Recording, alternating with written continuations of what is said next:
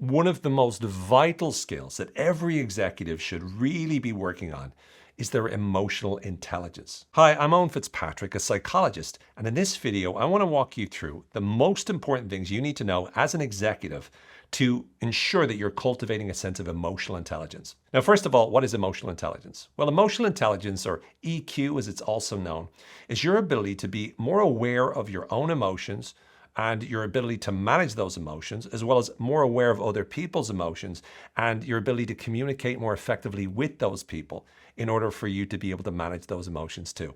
So in a nutshell, emotional intelligence is really about four things: self-awareness, self-management, social awareness, and relationship management.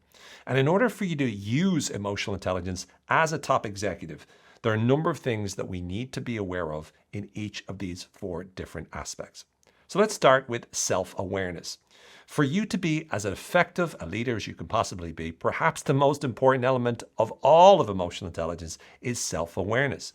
Now, there's two types of self-awareness. There's internal self-awareness and there's external self-awareness.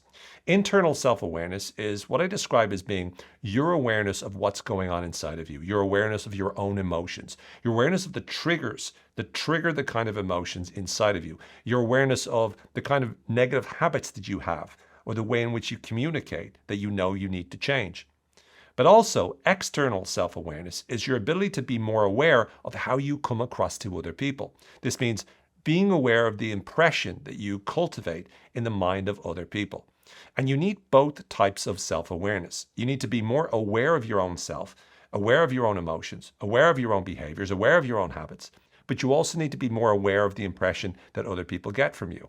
And so in order for you to work on that, you first need to recognize what are the kinds of emotions, the negative emotions that tend to negatively impact your ability to lead effectively? What are the kind of habits that tend to negatively impact your ability to lead effectively?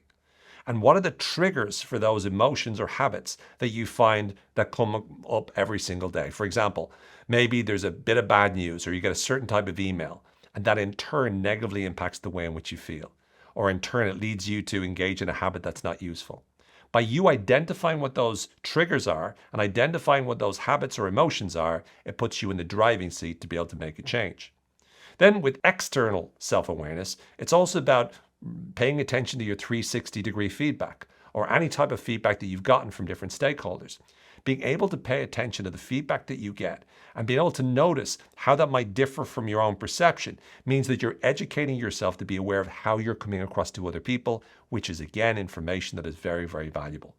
Now, once you're aware of this and once you're aware of how you're perceived as someone responding to events, how do you respond to crises when they happen? How do you respond to adversity when it happens? By you having that and cultivating that sense of awareness, it means you're able to go to the next step, which is self-management. This is your ability to be able to manage whatever's going on, whatever emotions you feel at this moment. It means you practicing the kinds of skills like, for example, mindfulness, or learning to be able to change the way you're thinking by asking yourself different questions, working on your internal dialogue or multi-log, the way in which you speak to yourself. It means you being able to put yourself into a situation where you're practicing to prime yourself. So you're putting yourself in the best frame of mind possible so that you can deal with whatever situation you find yourself in.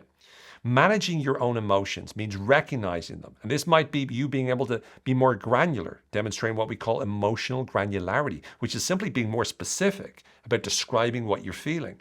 And the more you do that, the more that improves what we call your emotional regulation. So in other words, just by being specific over what you're feeling actually helps you to affect that or influence that feeling and reduces the negative intensity of that emotion in the moment. There's lots of different tricks and strategies you can learn, but the crucial part is to manage your emotions and to manage your habits. And then finally, to be able to manage the impression you cultivate in the mind of other people.